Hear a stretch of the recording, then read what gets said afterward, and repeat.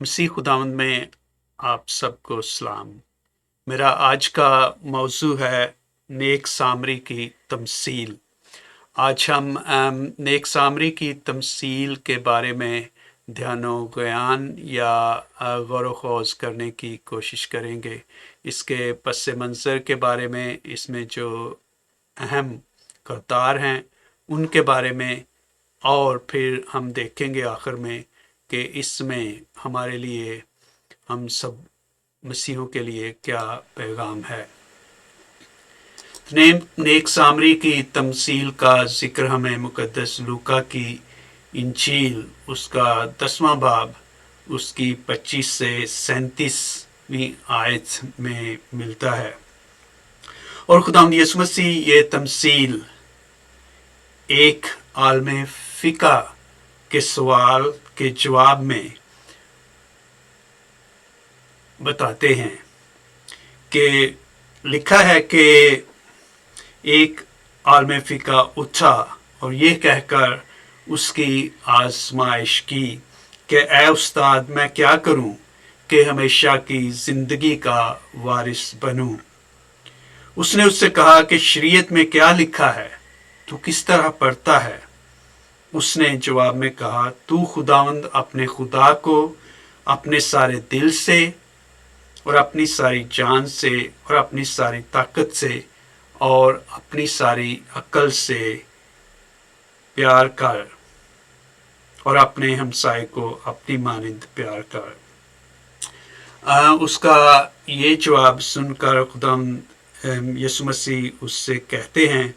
कि तूने ठीक जवाब दिया, यही कर तो तू जिएगा। लेकिन हम देखते हैं कि वो आलम फ़िक़ा खुदावंद यीशु मसीह से एक और सवाल करता है कि मेरा हमसाया कौन है। तो इसके जवाब में खुदावंद यीशु मसीह ये तमसील बयान करते हैं जिस पर हम गौर ख़ौज़ करने को हैं, जिसे हम नेक सामरी की तमसील के नाम से जानते हैं। तो इसका पस मंज़र यूं है कि तमसील के शुरू में लिखा है कि एक शख्स यरूशलेम से यरीहो को जा रहा था कि डाकुओं में जा पड़ा। हम देखते हैं कि यरूशलेम और यरीहो या जेरिको जिसे इंग्लिश में कहते हैं के दरमियान तकरीबन 18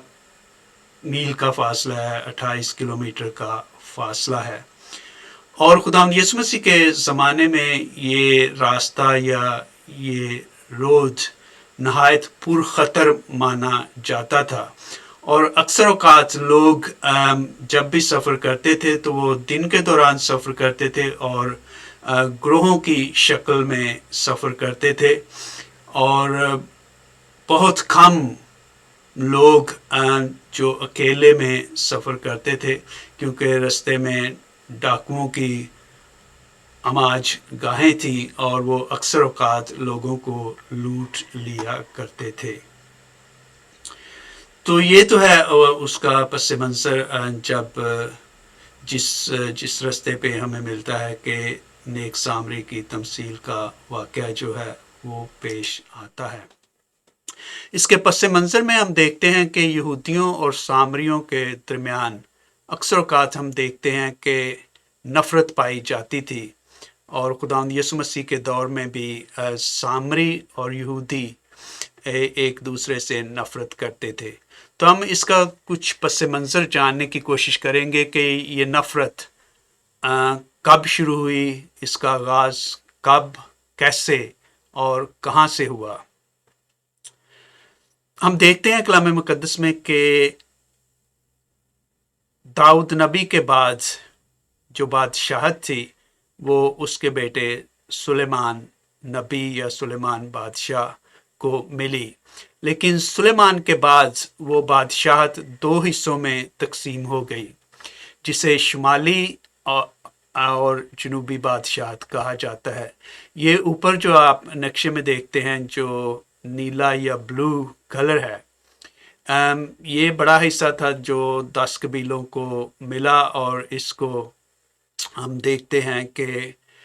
کنگڈم آف اسرائیل کے نام سے بھی جانا جاتا ہے، شمالی کنگڈم کے نام سے بھی جانا جاتا ہے۔ تو نیچے والا حصہ جو یلو ہے اسے ہم کہہ سکتے ہیں کنگڈم آف جودا یا یہودا کی بادشاہت۔ تو ہوا یوں کہ تقریباً 721 یا 722 قبل از مسیح اسوریا کی بادشاہت یا اسوریا یا سیریا انگلش میں کہا جاتا ہے، سیرین امپائر، اس نے کنگڈم آف اسرائیل پر حملہ کیا اور کچھ لوگوں کو اس پر فتح حاصل کی اور کچھ لوگوں کو یرغمال بنا کر واپس اپنے ملک میں لے گئے، اور کچھ لوگ جو اسوری تھے وہ وہاں پر آ کر بسے۔ تو یوں یہ بادشاہت شمالی بادشاہت جو ہے 721 میں ختم ہو گئی۔ تو اس میں ہم دیکھتے ہیں کہ ہوا کچھ یوں کہ جو اسوری لوگ تھے جب وہ آ کر یہودیوں کے یا شمالی بادشاہت کے باشندوں کے ساتھ بسے، تو اس وقت سے لے کر جو اسوری قوم تھی یا بت پرست قوم تھی، ان لوگوں میں اور جو یہودی لوگ تھے وہاں کے جو شمالی بادشاہت کے،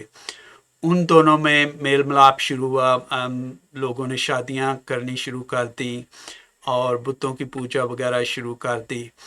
اور کچھ لوگ جو وہاں سے سیری میں گئے تھے، جلاوطن کیے گئے تھے، انہوں نے بھی اس طرح کا چال چلن جو ہے اپنایا۔ تو اس کی وجہ سے ہم آگے جا کر دیکھیں گے کہ اس میں اور بھی وجوہات تھی، لیکن مین وجہ یہی تھی کہ جب یہ بادشاہت ختم ہوئی تو انہوں نے غیر معبودوں کے ساتھ اب غیر معبودوں کی عبادت وغیرہ شروع کر دی۔ تو اس کی نفرت یا ایک دوسرے کو ناپسندیدگی کی وجوہات میں اور بھی کچھ باتیں ہیں جنہیں ہم یہاں پہ دیکھتے ہیں کہ جو سامری لوگ تھے وہ صرف کلام مقدس کی پہلی 5 کتابوں پر یقین رکھتے تھے، لیکن اس کے علاوہ جو پہلی 5 کتابیں ہیں کلام مقدس میں، ان میں بھی فرق پایا جاتا تھا جو یہ لوگ سامری لوگ جو پڑھتے تھے اور جو دوسرے مین سٹریم یہودی تھے۔ تو ایک وجہ تو یہ تھی اس میں ان کے درمیان اختلافات کی یا نفرت کی۔ دوسری بڑی وجہ ہم دیکھتے ہیں کہ عبادتی مرکز پر اختلاف تھا۔ جو سامری لوگ تھے وہ عبادت کرتے تھے یریسیم میں، وہاں ان کی عبادت گاہ تھی جو سب سے بڑی تھی، لیکن جو یہودی لوگ تھے، یہودا کے باشندے تھے، وہ یروشلم جہاں پہ ہیکل تھی اس کو ترجیح دیتے تھے۔ تو ایک تو عبادتی مرکز جو ہے یہ اہم وجہ تھی ان کے درمیان اختلاف کی یا نفرت کی۔ لیکن ہم دیکھتے ہیں کہ بنیادی طور پر اسوریا کی فتح تک ان کے جو آباء و اجداد تھے ان میں کافی چیزیں جو تھی وہ مشترک تھیں، جس کا حوالہ ہمیں یوحنا کی انجیل اس کے 4 باب 20ویں آیت میں ملتا ہے۔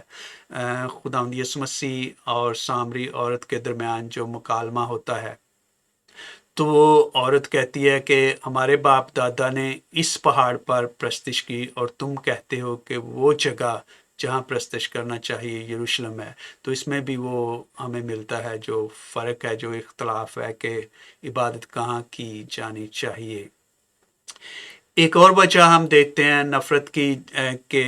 جب بابلون یا بابل کی اسیری کے بعد بنی اسرائیل کو وہاں سے واپس آنے کی اجازت دی گئی، اور ان میں جو اہم لیڈر تھے وہ تھے عزرا اور نہمیہ۔ تو وہ آ کر ہیکل کی تعمیر نو کا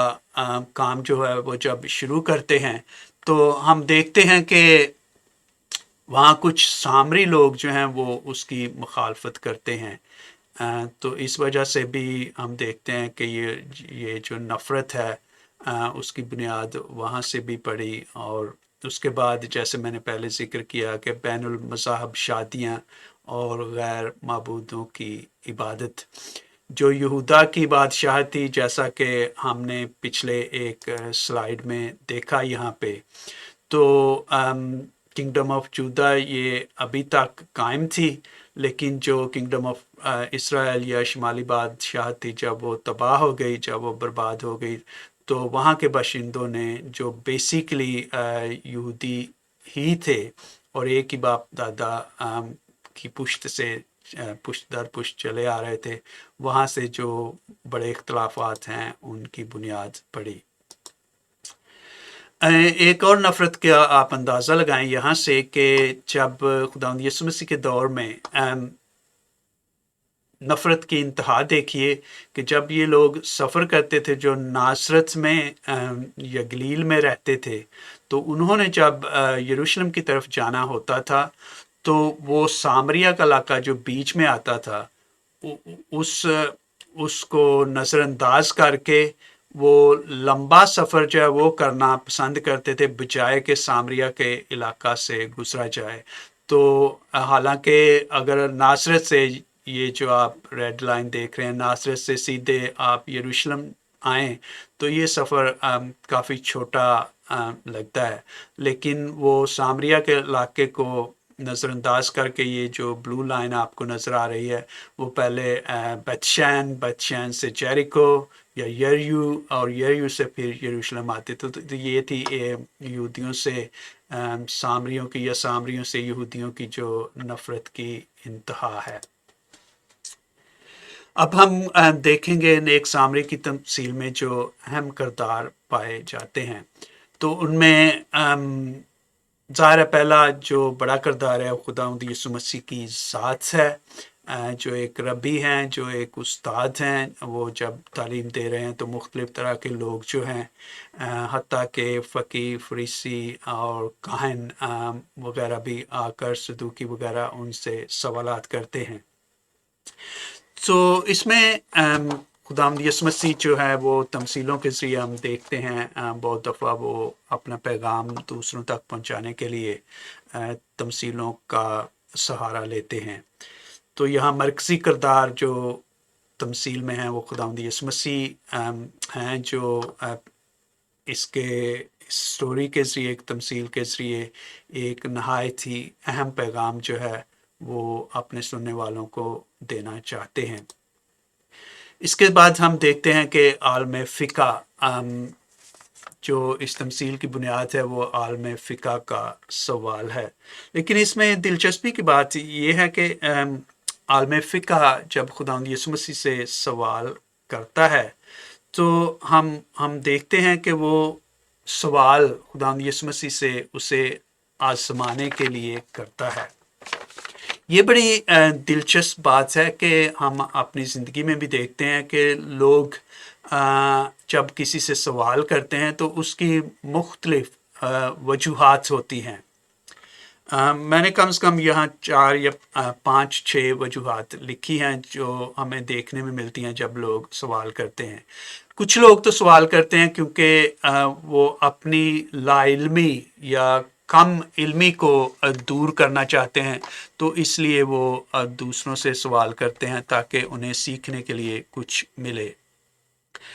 दूसरी वजह हम देखते हैं कि लोग सवाल करते हैं कि वो किसी उलझन में हैं या कन्फ्यूजन में हैं,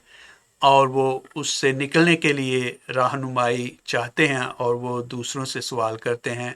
कि मैं इस उलझन या इस मुश्किल से कैसे निकल सकता हूँ। तीसरी वजह हम देखते हैं कि कुछ लोग सवाल करते हैं सीखने के लिए, तजस्सुस के लिए, क्योंकि उनको फितरी तौर पर कुछ ना कुछ नया सीखने का शौक़ होता है, और जिस बारे में उन्हें इल्म नहीं होता वो उसके बारे में सवाल करते हैं। इसके अलावा दिलचस्पी की बात यह है कि कुछ लोगों को शौक़ होता है सिर्फ अपनी आवाज़ सुनने का, और वो किसी भी प्रोग्राम में आप उनको देखें, कोई भी मौजू हो, कोई भी मौका हो, तो वो ज़रूर कोई ना कोई सवाल करेंगे। तो कुछ लोग कहते हैं अंग्रेज़ी में कि they ask the question, just for the sake of asking a question, یا پھر وہ اپنے آپ کو ظاہر کرنا چاہتے ہیں کہ مجھے بہت کچھ آتا ہے، اور سوال کا جواب انہیں آتا بھی ہو تو وہ پھر بھی بس اپنے آپ کو دوسروں پر ظاہر کرنے کے لیے یا اپنی فوقیت دکھانے کے لیے، اپنا علم چھاڑنے کے لیے وہ سوال کرتے ہیں۔ تو یوں لگتا ہے کہ یہاں بھی جب ہم اس تمثیل پر غور کرتے ہیں تو عالم فقہ جب خداوند یسوع مسیح سے سوال کرتا ہے تو جواب تو اس کو آتا ہے کہ میں کیا کروں کہ ہمیشہ کی زندگی پاؤں، لیکن وہ صرف خداوند یسوع مسیح کو ٹیسٹ کرنے کے لیے، ان کی آزمائش کرنے کے لیے وہ سوال کرتے ہیں، اور یہی کلام مقدس میں لکھا ہے۔ اور جب خداوند یسوع مسیح اس سے پوچھتے ہیں کہ تو اسے کیسے پڑھتا ہے اور تیرے خیال میں کیا کرنا چاہیے انسان کو کہ وہ ہمیشہ کی زندگی پائے، اور وہ بالکل جواب دیتا ہے، ٹھیک کہ تو خداوند اپنے خدا کو اپنے سارے دل، اپنی ساری جان، اپنی ساری طاقت اور اپنی ساری عقل سے، اور اپنے ہمسائے کو اپنی مانند پیار کر۔ اور جب خداوند یسوع مسیح کہتے ہیں کہ تو نے ٹھیک جواب دیا، جا ایسا ہی کر تو ہمیشہ کی زندگی پائے گا، تو وہ شاید سمجھتا ہے کہ میں تو آزمانا چاہتا تھا، لیکن خداوند یسوع مسیح تو بڑی آسانی کے ساتھ میری اس آزمائش سے نکل گئے ہیں، تو وہ ان سے مزید سوال کرتے ہیں کہ میرا ہمسایہ کون ہے۔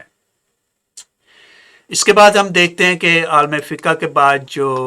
تمثیل میں اہم کردار ہے وہ کاہن کا ہے۔ جب وہ اس شخص کو دیکھتا ہے تو وہ وہاں سے کترا کر گزر جاتا ہے۔ اس کے بعد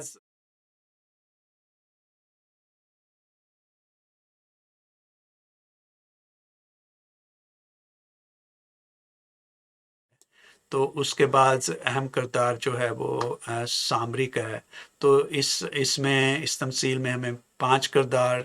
خداوند یسوع مسیح، عالم فقہ، کاہن، لاوی اور سامری ملتے ہیں۔ اب ہم دیکھیں گے کہ کاہن اور لاوی یہ کون تھے اور ان کا پس منظر کیا تھا،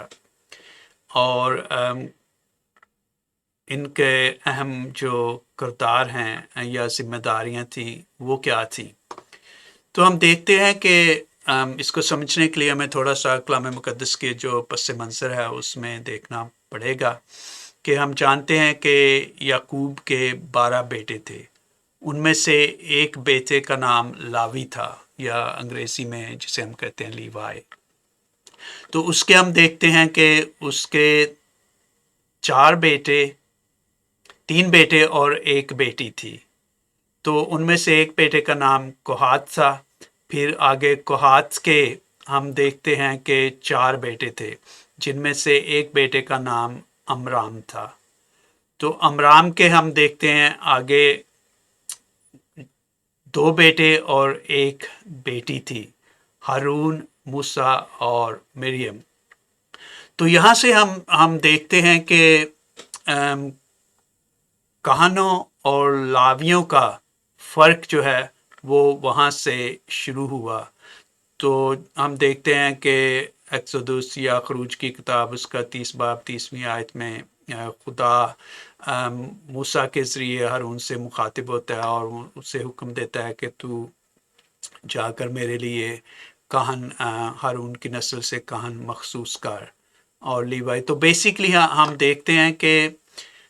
کاہن اور لاوی دونوں کا تعلق ایک ہی قبیلے سے تھا،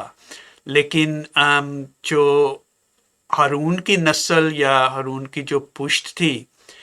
جو آگے چل کر ان کو کہانت کے لیے مقرر کیا گیا، مخصوص کیا گیا، جو خدا کے حکم کے مطابق ہوا۔ لیکن لاوی کے قبیلے کے جو باقی کے لوگ تھے، باقی کی جو پشت تھی،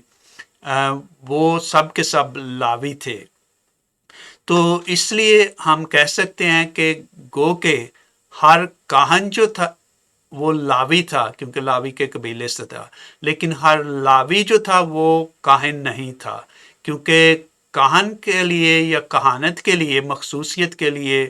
ہارون کے قبیلے، ہارون کے جو نسل سے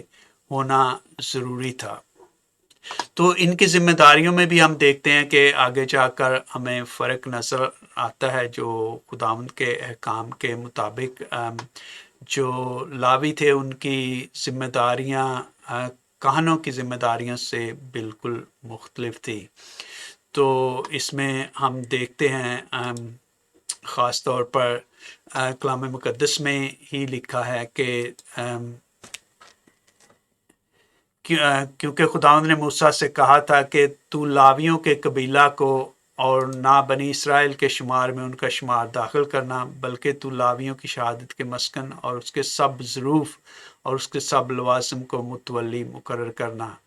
وہی مسکن اور اس کے سب ظروف کو اٹھایا کریں اور وہی اس میں خدمت بھی کیا کریں اور وہی اس کے آس پاس ڈیرے بھی لگایا کریں، اور جب مسکن کو آگے روانہ کرنے کا وقت ہو تو لاوی اسے اتاریں، اور مسکن کو لگانے کا وقت ہو تو لاوی اسے کھڑا کریں، اور اگر کوئی اجنبی شخص اس کے نزدیک آئے تو وہ جان سے مارا جائے۔ اس کے بعد ایک بار پھر ہم دیکھتے ہیں، اور تو لاوی کے قبیلہ یعنی اپنے باپ دادا کے قبیلہ کے لوگوں کو جو تیرے بھائی ہیں اپنے ساتھ لے آیا کر، تاکہ وہ تیرے ساتھ رہ کر تیری خدمت کریں اور شہادت کے خیمہ کے آگے تو اور تیرے بیٹے ہی آیا کریں، وہ تیری خدمت اور مذبح کی محافظت کریں، فقط وہ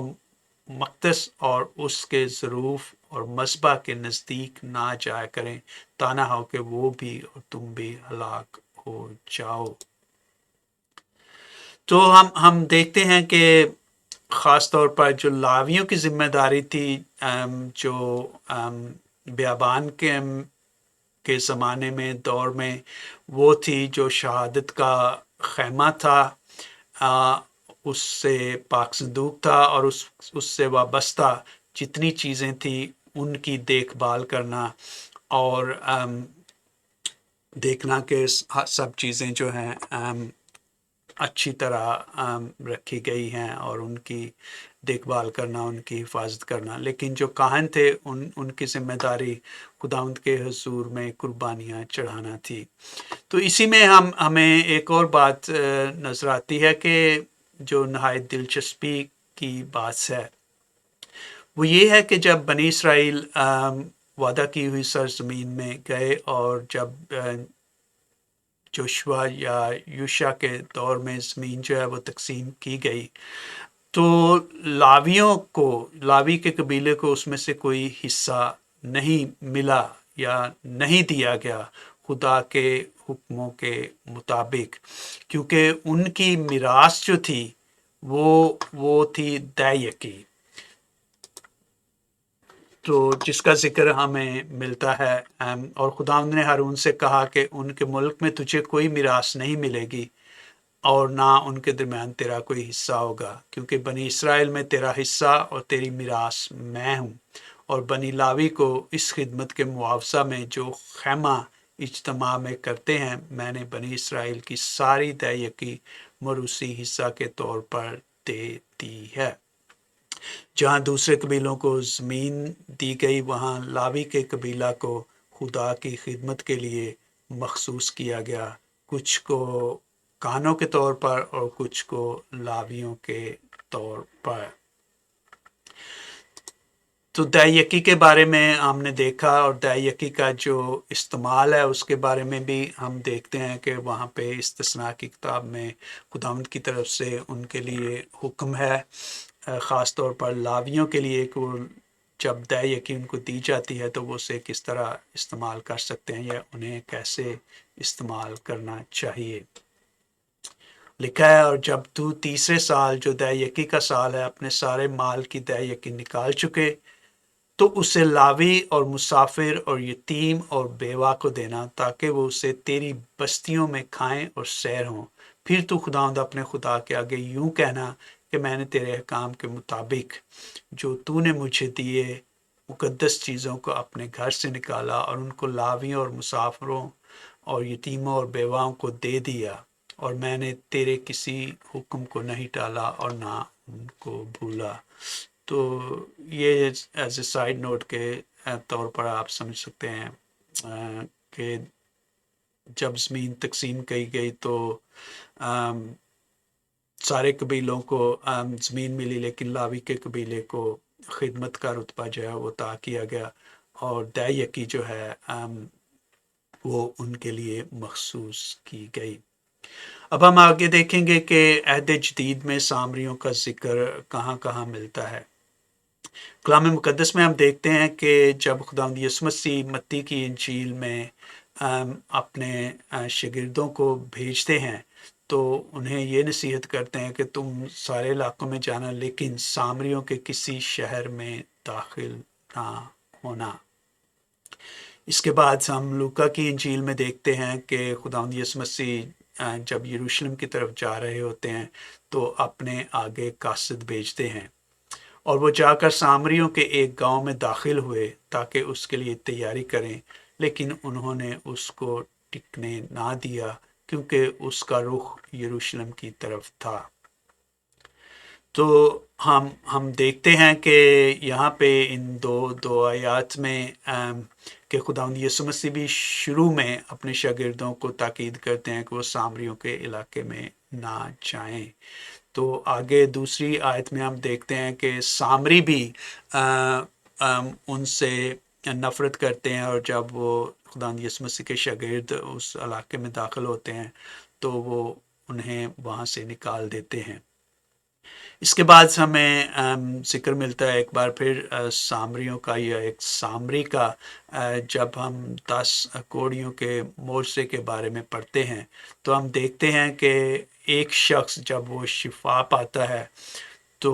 وہ خدا کی تمجید کرتا ہوا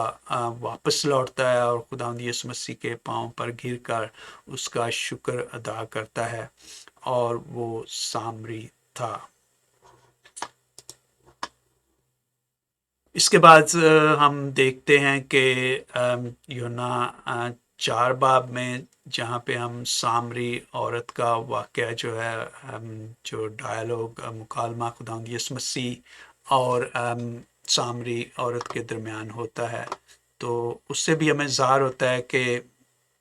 سامری اور یہودی ایک دوسرے کو کتنا ناپسند کرتے تھے۔ لکھا ہے سامریہ کی ایک عورت پانی بھرنے آئی، یسوع نے اس سے کہا مجھے پانی پلا۔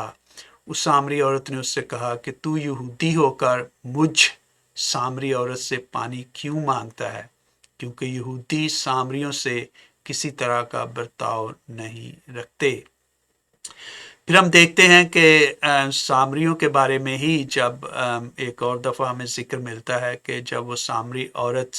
خداوند یسوع مسیح کو مسیحا ماننے کے بعد اپنے گاؤں میں واپس لوٹتی ہے اور لوگوں کو جا کر بتاتی ہے خداوند یسوع مسیح کے بارے میں، تو وہ سب خداوند یسوع مسیح سے ملنے کے لیے آتے ہیں۔ لکھا ہے کہ اور اس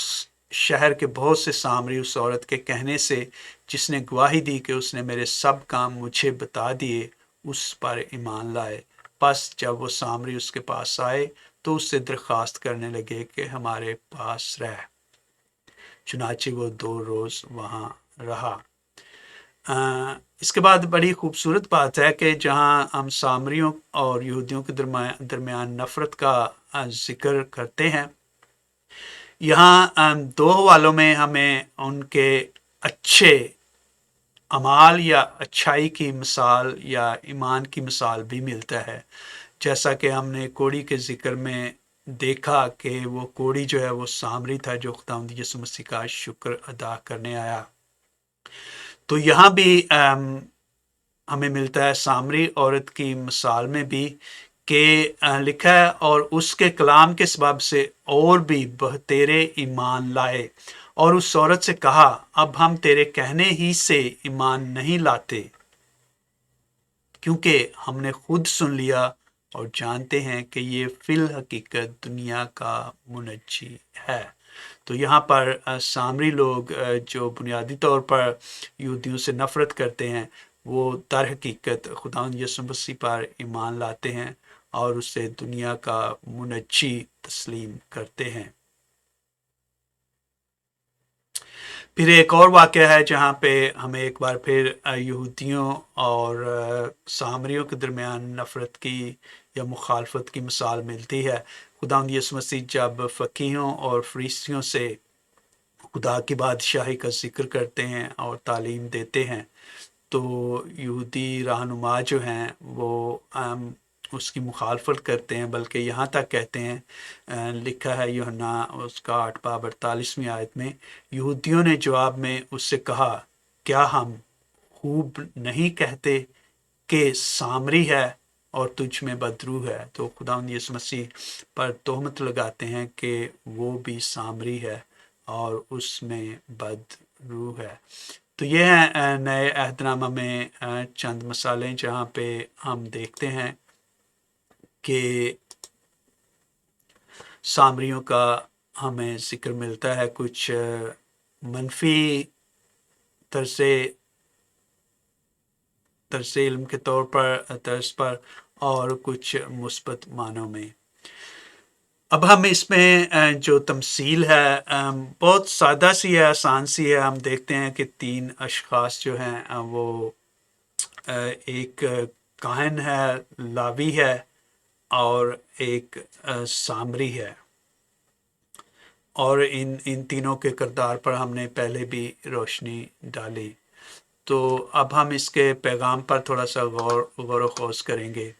پہلا نقطہ جو ہم سیکھ سکتے ہیں اس تمثیل سے وہ یہ ہے کہ ہم سائیگی، ذات پات، رنگ و نسل اور سرحدوں کی محتاج نہیں۔ وہ شخص جو عالم فقہ خداوند یسوع مسیح سے سوال کرتا ہے تو اس کی نظر میں یا اس کے ذہن میں جو ہمسائے کا تصور تھا وہ بہت محدود تھا۔ وہ شاید سمجھتا تھا کہ جو میری اپنی ذات، رنگ و نسل کے لوگ ہیں یا میرے گھر کے نزدیک یا میری گلی میں رہتے ہیں، شاید وہی میرا ہمسایہ ہو سکتے ہیں۔ لیکن خداوند یسوع مسیح اس تمثیل کے ذریعے ہمیں یہ پیغام دیتے ہیں کہ بہتری اور بھلائی کرنے کے لیے یا کسی کا ہمسایہ ہونے کے لیے اس میں ذات پات یا رنگ و نسل کا کوئی تعلق نہیں۔ پھر ہم دیکھتے ہیں دوسری بات، کسی کی غلطی کے باوجود معاف اور مدد کرنا۔ یہ نقطہ اس لیے بامعنی نظر آتا ہے کیونکہ کچھ لوگ بائبل کے جو مطالعہ کرنے والے ہیں یا سکھانے والے ہیں وہ کہتے ہیں کہ یہ شخص جو ڈاکوؤں کے ہتھے چڑھ گیا تھا، یوں لگتا ہے کہ وہ اکیلا سفر کر رہا تھا، تو یہ اس کی غلطی تھی، یہ اس کی حماقت تھی، جبکہ سب کو پتہ ہے کہ یہ رستہ جو ہے یہ اتنا خطرناک ہے تو وہ اکیلا سفر کیوں کر رہا تھا۔ تو اس میں ہمیں یہ سبق ملتا ہے کہ اگر یہ اس کی غلطی بھی ہو یا اس سے یہ غلطی سرزد ہوئی ہو تو پھر بھی اس کا یہ مطلب نہیں کہ اس کی مدد نہیں کی جانی چاہیے تھی۔ تو اس میں ہمیں ملتا ہے، ہماری اپنی زندگی میں ہم بہت دفعہ دیکھتے ہیں کہ لوگ کہتے ہیں کہ یہ اس کی اپنی غلطی ہے تو پھر اس کو بھگتنے دو، ہمیں اس کی مدد کرنے کی کیا ضرورت ہے۔ تو اس تمثیل میں ہمیں ملتا ہے کہ شاید یا اگر اس کی اپنی غلطی بھی تھی تو پھر بھی اس کی معافی یا اس کی مدد کا خداوند یسوع مسیح جو ہے وہ کہتے ہیں کہ وہ اہم ہے، تو اس کی اہمیت پر زور۔ تیسرا، ظاہری پاکیزگی اور پارسائی۔ تو ہم دیکھتے ہیں کہ خداوند یسوع مسیح ہمیشہ جو شریعت کی روح ہے، جو قوانین کی روح ہے، احکامات کی روح ہے، اس پر زور دیتے ہیں، نہ کہ ظاہری پاکیزگی اور پارسائی پر۔ مقدس متی کی انجیل میں ہم پڑھتے ہیں اس کا 23واں باب، کم و بیش پورے کا پورا باب جو ہے وہ فقیہ اور فریسیوں پر خداوند یسوع مسیح افسوس کرتے ہیں کہ کس طرح وہ ظاہری پاکیزگی اور پارسائی کو ترجیح دیتے ہیں نیکی اور بھلائی کے کاموں پر۔ جیسا کہ لکھا ہے 23 باب اس کی 23ویں آیت میں، تم پر افسوس اے فقیہو اور فریسیو، اے ریاکارو، کیونکہ پودینہ اور انیسون اور کمون پر تو دائیں یکی دیتے ہو، لیکن شریعت کی بھاری باتوں یعنی انصاف اور رحم اور ایمان سے لاپرواہی کرتے ہو۔ تو خداوند یسوع مسیح کی نظر میں جو ظاہری چیزیں ہیں ان پر زور دینے کی بجائے جو انصاف، رحم اور ایمان کی باتیں ہیں ان پر زور دینا چاہیے۔ ایک بار پھر ہم دیکھتے ہیں 25ویں آیت میں 23ویں باب کی، تم پر افسوس اے فقیہ اور فریسیو، اے ریاکارو، کیونکہ تم پیالے اور رکابی کو باہر سے تو صاف کرتے ہو مگر اندر لوٹ اور بد پرہیزی بھری ہے۔ یہ بھی جو ان کا ظاہری پاکیزگی اور پارسائی پر زور تھا، خداوند یسوع مسیح ان پر افسوس کرتے ہیں کہ یہ ظاہری چیزیں اتنی اہمیت کی حامل نہیں ہیں۔ ایک اور آیت اس کی 27ویں آیت 23ویں باب کی، اس میں لکھا ہے، کیونکہ تم سفیدی پھری ہوئی قبروں کی مانند ہو جو باہر سے خوبصورت دکھائی دیتی ہیں مگر اندر مردوں کی ہڈیوں اور ہر طرح کی نجاست سے بھری ہیں۔ اسی طرح تم بھی ظاہر میں لوگوں کو راست باز دکھائی دیتے ہو مگر باطن میں ریاکاری اور بے دینی سے بھرے ہو۔ تو کاہن اور لاوی کا تعلق پاک فریضے سے تھا، لیکن انہوں نے اپنی جب وہ دیکھتے ہیں اس شخص کو جسے وہ سوچتے ہیں کہ شاید یہ مرا ہوا ہے جو آدموا تھا، تو وہ اپنی ظاہری پاکیزگی اور پارسائی کو شاید مد نظر رکھتے ہوئے اس کی مدد نہیں کرتے، کیونکہ جیسا کہ ہم دیکھتے ہیں کہ کاہن جو ہے اور لاوی جو ہے وہ دونوں شاید یروشلم کی طرف جا رہے تھے، اور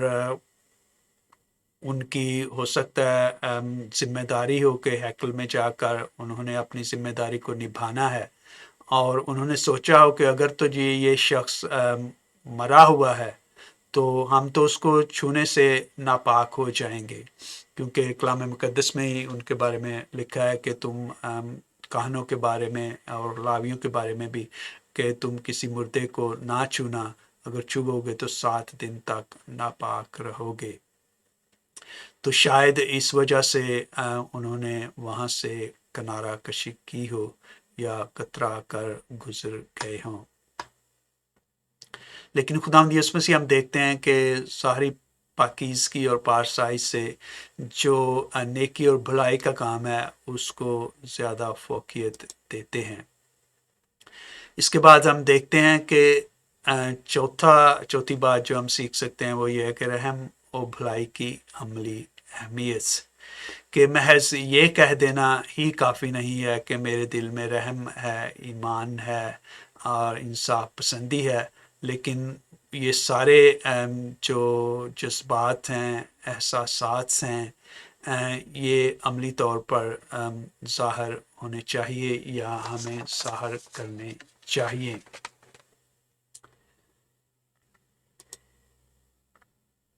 اس کی وضاحت جو ہے وہ ہمیں یہاں بھی ملتی ہے، جو روز آخرت کے بارے میں جب خداوند یسوع مسیح بات کرتے ہیں تو اس میں ہم دیکھتے ہیں کہ بڑی خوبصورت خداوند یسوع مسیح بات کرتے ہیں کہ جس میں عملی پہلو کو پر زور دیا جاتا ہے۔ وہ لکھا ہے کہ اس وقت بادشاہ اپنے دائنی طرف والوں سے کہے گا، آؤ میرے باپ کے مبارک لوگوں جو بادشاہی بنائے عالم سے تمہارے لیے تیار کی گئی ہے، اسے میراث میں لو، کیونکہ میں بھوکا تھا تم نے مجھے کھانا کھلایا، میں پیاسا تھا تم نے مجھے پانی پلایا، میں پردیسی تھا تم نے مجھے اپنے گھر میں اتارا، ننگا تھا تم نے مجھے کپڑا پہنایا، بیمار تھا تم نے میری خبر لی، قید میں تھا تم میرے پاس آئے۔ تو ان ساری باتوں سے یہی ظاہر ہوتا ہے کہ عملی طور پر کوئی بھی کام کرنا یا عمل کرنا ظاہری پارسائی سے، ظاہری جو ہم ظاہر کرتے ہیں کہ ہم پاک ہیں، ہم نیک ہیں، ہم مسیحی ہیں، ان میں جہاں تک ہمارے اعمال شامل نہیں ہوتے تو ہمارا ایمان لانا بے فائدہ ہے۔ اور جیسا کہ ہم یعقوب کے خط میں بھی پڑھتے ہیں کہ ایمان بغیر اعمال کے مردہ ہے۔ تو اس تمثیل سے ہم یہی سیکھتے ہیں کہ خداوند یسوع مسیح اس نیک سامری کی تمثیل سے جو دنیا کی نظر میں یا یہودیوں کی نظر میں بالخصوص سامری ہوتے ہوئے اس سے کوئی اچھائی کی توقع نہیں تھی یا یہودی کم از کم نہیں کر سکتے تھے، خداوند یسوع مسیح اس کو یہودیوں کی نسبت اور بالخصوص ایک کہن اور لاوی کی نسبت زیادہ اچھا یا اچھے کردار والا پاک دل، سخی دل، مہربان شخص جو ہے اس کی صورت میں ظاہر کرتے ہیں۔ تو ہمارے لیے پیغام یہی ہے کہ ہم مسیحی ہوتے ہوئے